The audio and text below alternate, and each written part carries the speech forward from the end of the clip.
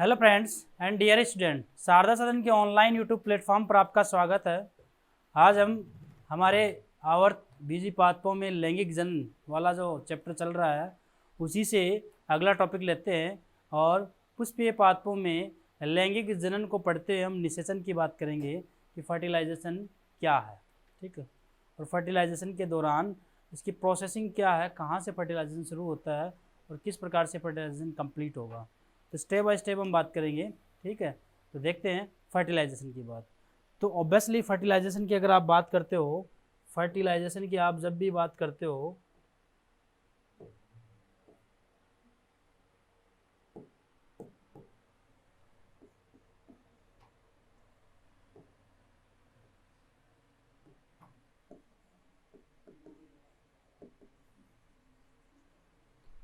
Fertilisation की आप जब भी बात करते हो तो फर्टिलाइजेशन चाहे प्लांट में हो या एनिमल में हो, सेम ही प्रोसेस होती है, डेफिनेशन भी सेम ही रहती है। चाहे फर्टिलाइजेशन प्लांट में हो और या फिर एनिमल्स में हो, सेम डेफिनेशन रहती है कि जब नर व मादा युग्मक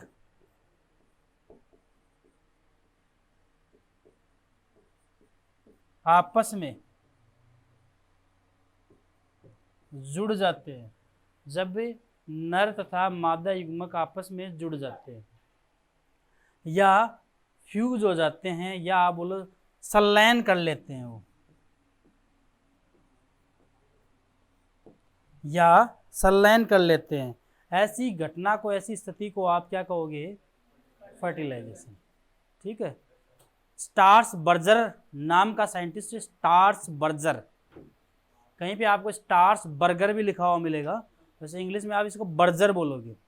लीलियम नामक पादप में सबसे पहले फर्टिलाइजेशन के बारे में बताया था। लीलियम,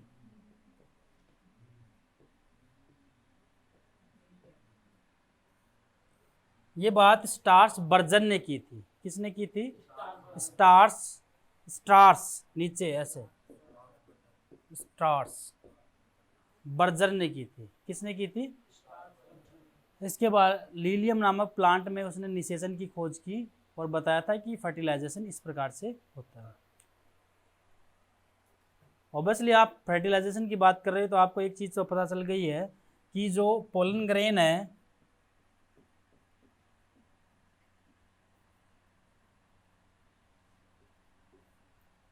उससे आगे जाके दो नरयुग्मक बनेंगे और ये नरयुग्मक चले जाएंगे कहाँ पर? बीजांड में। कहाँ चले जाएंगे? और बीजांड के अंदर आप देखोगे 3 सेल ऊपर रहती है। बीजांड में एक स्ट्रक्चर होती है भ्रूणकोश, भ्रूणकोश में 3 सेल ऊपर, 1 सेल बीच में, 2 केंद्रक वाली। ये केंद्रक ही होते हैं 2 सेल, तो ये पूरी होती है। समझ में आ रही बात? ये 2 केंद्रक है, ये 2 केंद्रक है, बड़े केंद्रक दिखा दी, और 3 सेल नीचे होती है। ये पूरी सेल है एक,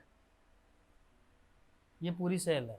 ठीक है, एक सेंट्रल सेल, 3 सेल प्रतिमुखी कोशिकाएं ऊपर वाली, नीचे वाली अंड समुच्चय। इसमें ये नष्ट हो जाती हैं आफ्टर फर्टिलाइजेशन। इसमें ये जो सहायक कोशिकाएं हैं, सिनर्जिड सेल है, ये नष्ट हो जाती है। बचती सिर्फ आपके पास 2 सेल है, एक तो एग सेल प्लस एक सेंट्रल सेल। सेंट्रल सेल का जो न्यूक्लियस है वो जो N+N होता है, सेंट्रल सेल का जो न्यूक्लियस है, केंद्रीय कोशिका का जो केंद्रक है वो N+N इसलिए होता है क्योंकि इसके अंदर 2 केंद्रक होते हैं, एक ऊपर से आया था, एक नीचे से गया था। ठीक है, तो N+N, और अब इसके साथ एक एग सेल आके और जुड़ जाती है, वो सॉरी इसके साथ देखो हमारे भ्रूणकोश में क्या क्या पड़ा है फिलहाल? प्रतिमुखी कोशिकाएं नष्ट हो गई, सहायक कोशिकाएं नष्ट हो गई, बचा क्या? एक तो केंद्रीय कोशिका जिसमें N+N कंडीशन है, द्विगुणित है लेकिन N+N से बना है, डायरेक्ट द्विगुणित नहीं था वो। और इसमें एक एग सेल है, ये भी कैसी है? N। अब आपके पास दो नरयुग्मक है, एक एन, दोनों एन है। एक नरयुग्मक इससे जुड़ जाता है और एक नरयुग्मक इससे जुड़ जाता है, तो ये जो कंडीशन आ जाती है वो त्रिगुणित कंडीशन आ जाती है 3n, और ये जो कंडीशन होती है वो 2n। इससे आगे जाके जाइगोट बनता है और उससे एम्ब्रियो बनता है, भ्रूण, और उससे सीड बनता है, आगे जाके बीज बनता है। ये जो 3n है आगे जाके भ्रूणपोष बनाता है। क्या बनाता है? भ्रूणपोष लगातार विकसित होते हुए भ्रूण को पोषण देता रहता है। एनसीईआरटी में ये बात दे रखी है और ये प्रश्न आया हुआ है बोर्ड एग्जाम में भी, अक्सर पूछा भी जाता है कि आवर्तबीजी पादपों में भ्रूणपोष की सूत्र गुणिता क्या होती है? त्रिगुणिता। ऑप्शन दे दे आपको, अगुणित, द्विगुणित, त्रिगुणित, इनमें से कोई नहीं, कुछ भी वो आप लास्ट वाला बनाए। तो कौन सी होती है? त्रिगुणी, क्योंकि दो पहले से थे, एक और आ गया तो कैसी कंडीशन हो गई? त्रिगुणी। ठीक है, तो ये जो चीज़ है ना, ये देखो न्यू स्टूडेंट जो आ रहे हैं आते रहो, क्योंकि आप कंटिन्यू अगर कोई टॉपिक छोड़ दोगे तो प्रॉब्लम हो जाएगी। ये टॉपिक पहले का था, तो अब आपको कितना समझ में आया वो आप पर डिपेंड है। अब ऐसा ज़रूर है कि आप क्लास के बाद में इसके लिए मेरे से एक्स्ट्रा से पूछ सकते हो, क्योंकि बैक टॉपिक है, पीछे का टॉपिक है, कहीं पीछे वीडियो भी पड़ा होगा, उसको आप देख लेना। ठीक है, हम बात कर रहे थे फर्टिलाइजेशन की, तो प्लांट में भी होता है, एनिमल्स में भी होता है। लीलियम नामक पौधों में स्टार्स बर्जर ने इसकी खोज की थी। ठीक है, एक्चुअल में निषेचन होता क्या है? नर और मादा युग्मकों का मिलन, उसी को आप निषेचन कहते हो। तो यहाँ पर नर युग्मक, ये मादा युग्मक हो गया, ये नर युग्मक हो गया, दोनों मिल गए, क्या बन गया? जाइगोट। अब इसमें एक्स्ट्रा एक फ्री पड़ा है, एक नर युग्मक, और यहाँ पर दो केंद्रक फ्री पड़े हैं, तो 2n स्थिति ये है, एक और n जुड़ गया, 3n बन गया, उससे क्या बन जाता है? ठीक है, नर व मादा युग्मकों का संलयन की प्रक्रिया निषेचन कहलाती है। इसकी खोज सर्वप्रथम स्टार्स बर्जर ने लीलियम नामक पादप से की थी। ये बर्जर लगाना आप, ठीक है, यहां लगाना है। अब अगला टॉपिक है परागकणों का अंकुरण। अगले टॉपिक की हम बात करते हैं परागकणों के अंकुरण की। ठीक है, देखो ये बात पहले भी मैंने बताई होगी, एक बार वापस से बता देता हूं। ये है अंडप,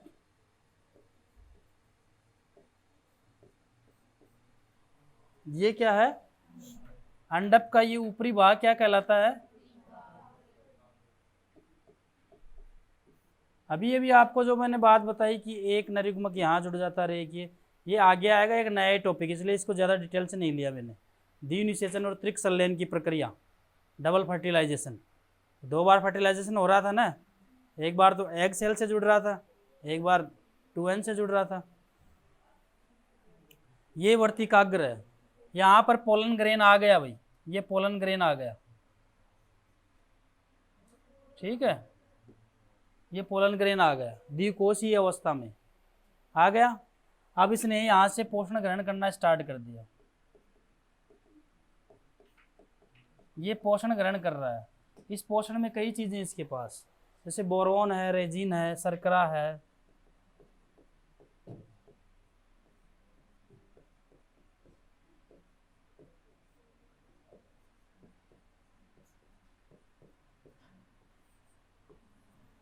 ये चीजें हैं इसके पास।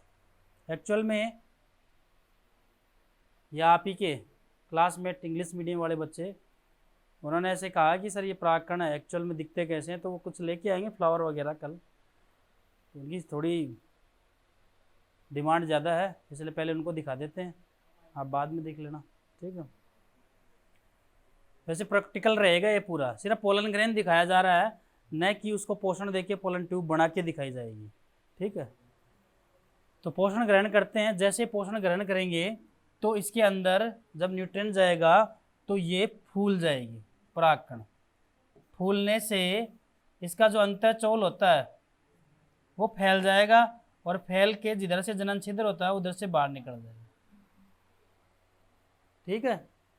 एक्चुअल में ये कायिक कोशिका का ही भाग होता है। तो अगर आपको ये लिखा हुआ मिले कि कायिक कोशिका बाहर निकल जाती है तो भी सही है, अगर आपको ये लिखा हुआ मिले कि अंतःचोल बाहर निकल जाता है तो भी सही है। ये बाहर निकल जाता है और परागनलिका बना लेता है। आगे चल के इसमें 2 नरयुग्मक बन जाते हैं। धीरे धीरे ये गति करता हुआ, वृद्धि करता हुआ ऐसे बीजांड में प्रवेश कर जाता है। और इस बीजांड में आपको मैंने बताया 3 सेल ऊपर होती है, 2 केंद्रक बीच में होते हैं और 3 सेल नीचे होते हैं। ठीक है। और फिर ये 2 अपने नरयुग्मक इसमें डाल देता है। देन आगे की प्रक्रिया है वो चल रही है, वो आगे समझ लेना। अभी के लिए आप ये बताओगे कि अंकुरण क्या होता है। परागकणों का वर्तिकाग्र पर आना और वहाँ से पोषण लेना और पोषण लेने के बाद परागनलिका का निर्माण कर देना, इसी चीज़ को अंकुरण कहोगे आप। अंकुरण किसे कहोगे? परागकणों का वर्तिकाग्र पर आना, वहाँ से पोषण लेना और परागनलिका का निर्माण कर देना, यही चीज़ अंकुरण है। जर्मिनेशन, यानी जर्मिनेशन का मतलब ये होता है कि जब परागकणों के अंदर परागनलिका बन जाए तो उसका अंकुरण हो गया बस। ठीक है। तो ये बात यहाँ आ जाती है अपने, निकाल देते हैं, फूल जाते हैं और जनन छिद्र से क्या निकल जाती है? परागनलिका। अच्छा, अगर ये पूछा जाए कि परागनलिका कितनी निकलती है, कॉमनली केस में परागनलिका एक ही होती है, लेकिन मालवेसी और कुकुरबिटेसी, मालवेसी कपास, भिंडी है, कुकुरबिटेसी ककड़ी वगैरह आ रही है, कुकुरबिटेसी में आ जाती है, खीरा वगैरह आ रही है, ये कुकुरबिटेसी कुल, इनमें परागनलिका ज़्यादा होती है। तो इन कंडीशन को हम क्या कहेंगे? बहुनली की है। परागनलिका की लंबाई कितनी होती है? परागनलिका की लंबाई हमेशा डिपेंड करती है कि वर्तिका कितनी लंबी है। जितनी लंबी होगी उतनी परागनलिका को होना ही पड़ेगा। जैसे एक एग्जाम्पल दे रखा है कि मक्का में परागनलिका 450 मिलीमीटर होती है। कितनी होती है? 450 मिलीमीटर की होती है मक्का के अंदर। अब एक टॉपिक आता है अंकुरण काल। ऑब्वियसली कॉमन सी बात है कि वर्तिका पर वर्तिकाग्र लिखोगे आप, वर्तिका नहीं लिखोगे, क्या लिखोगे? वर्तिकाग्र। सही कर लेना, वीडियो आप देखोगे, नोट्स आप लिखोगे तो यहाँ पर वर्तिकाग्र लिखना है। वर्तिकाग्र पर पहुँचने के पश्चात परागकण अंकुरण होने में जितना टाइम लेंगे ये उसका अंकुरण काल कहलाता है। जैसे मान लो 10 मिनट ले, 15 मिनट ले पोषण ग्रहण करने में, तो वर्तिकाग्र पर पहुँचने के बाद जितना टाइम वो परागनलिका बनाने में लेते हैं, इसी को आप क्या कह रहे हो? उनका अंकुरण काल। अब डिपेंड है करता है कि परागनलिका की वृद्धि किस प्रकार से आप समझाओगे। तो यहाँ अगर हम देखें तो परागनलिका की जो वृद्धि है वो 3 तरीके से होती है। परागनलिका की जो वृद्धि है वो 3 तरीके से होती है। ठीक है, जैसे मैं समझाऊं, ये वही फीमेल पार्ट अंडप, ये यहाँ पर परागकण आ गया, इसने ग्रहण किया पोषण, फूल गया अंदर से क्या हुआ? फूल गया, परागनलिका बाहर निकली। अब कंडीशन आती है 1 2 3, 3 कंडीशन अपने पास। ठीक है, अपने पास 3 कंडीशन है, 1 2 3। एक तो आप एग्जांपल देना लीलियम और राइबीज,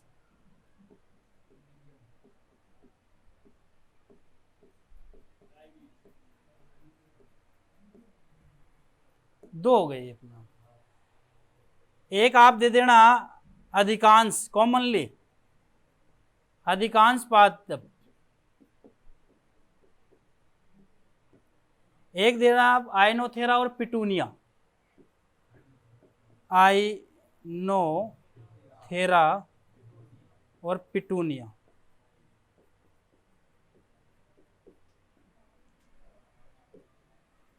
जैसे डायरेक्ट कुल के नाम बोल रहा है, क्रूसीफेरी होती है, जैसे आइनोथेरा बोल दिया, पिटूनिया बोल दिया, डायरेक्ट कुल का नाम बोल रहा है। यहाँ पे आपको 3 कंडीशन समझानी है। पहली कंडीशन आप लीलियम और राइबीज की बात करते हो। तो आप क्या बोलते हो पहली कंडीशन में? फर्स्ट कंडीशन में आप ये बोल रहे हो, फर्स्ट कंडीशन आपकी ये कह रही है कि अधिकांश ये लीलियम और राइबीज में जो, अच्छा प्राग, टॉपिक क्या है आपका? प्राग नलिका की वृद्धि, प्राग नलिका की वृद्धि, ये टॉपिक है आपका, ठीक है। अब आप बोल रहे हो कि प्राग नलिका की वृद्धि डिपेंड करती है वर्तिका की लंबाई पे। किस पे डिपेंड करती है भाई? ये जितनी लंबी हुई ना प्राग नलिका भी उतनी लंबी हो जाएगी।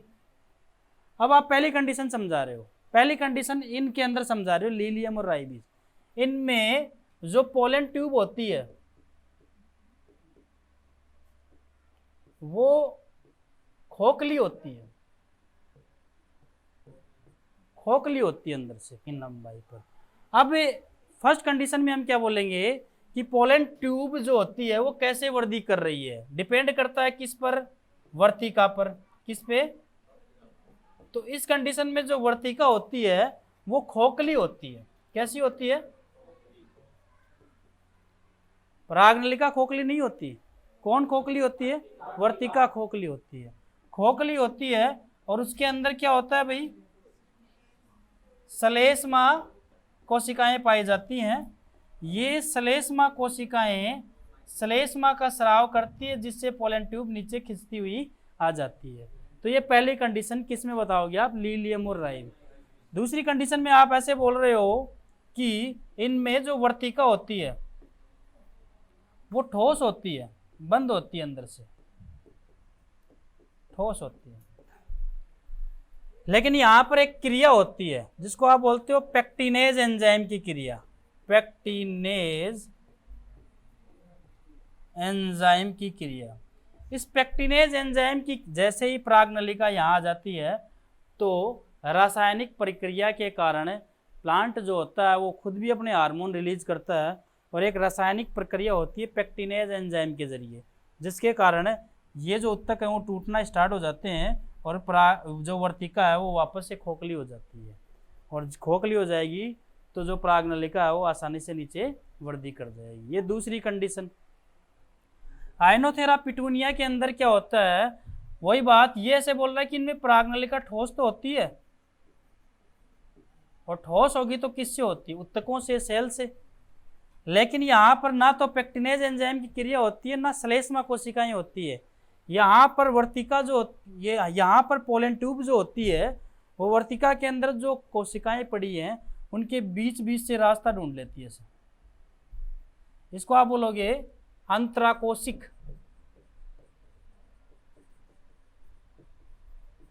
अवकाश, अंतराकोशिक अवकाश से होती हुई निकल जाएगी। तीन कंडीशन। पहली कंडीशन में क्या होगा? पहली कंडीशन में वर्तिका खोखली होती है और श्लेष्मा उत्तक पाए जाते हैं, उनके कारण वो आगे वृद्धि कर जाती है। दूसरी कंडीशन में क्या होता है?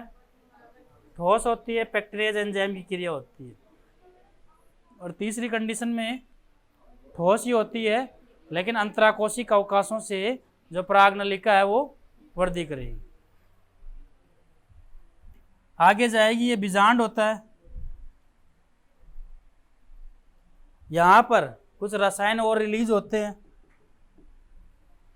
ये कहा जाता है कि जब सहायक कोशिकाएं टूटती हैं तो वो कोई रसायन रिलीज कर देती है।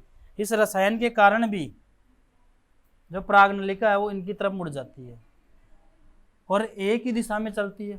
इसलिए ये इनकी जो गति होती है या वो जो वृद्धि होती है वो रसायनानुवर्तन एक दिशीय गति होती है। कैसी?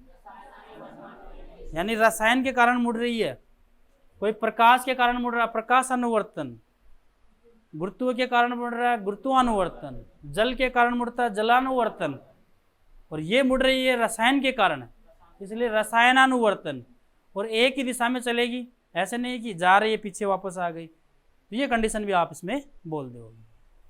तो यहाँ पे अगर आप देखते हो लीलियम और राइबीज में वर्तिका खोखली होती है, खोखली गुहा में श्लेष्मा का स्त्राव होता है जो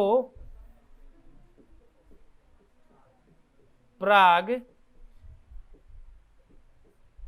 नलिका की वृद्धि को प्रेरित करता है। ये रॉन्ग वर्ड लिखा हुआ है, सही कर लेना। किसको प्रेरित करता है? पराग नलिका की वृद्धि। अधिकांश पादपों में वर्तिका बंद या ठोस होती है। यहाँ पेक्टिनेज एंजाइम की क्रिया के कारण है,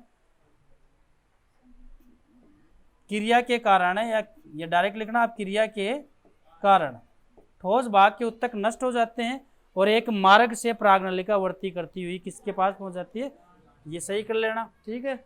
कुछ वर्ड गलत सी से आ गए।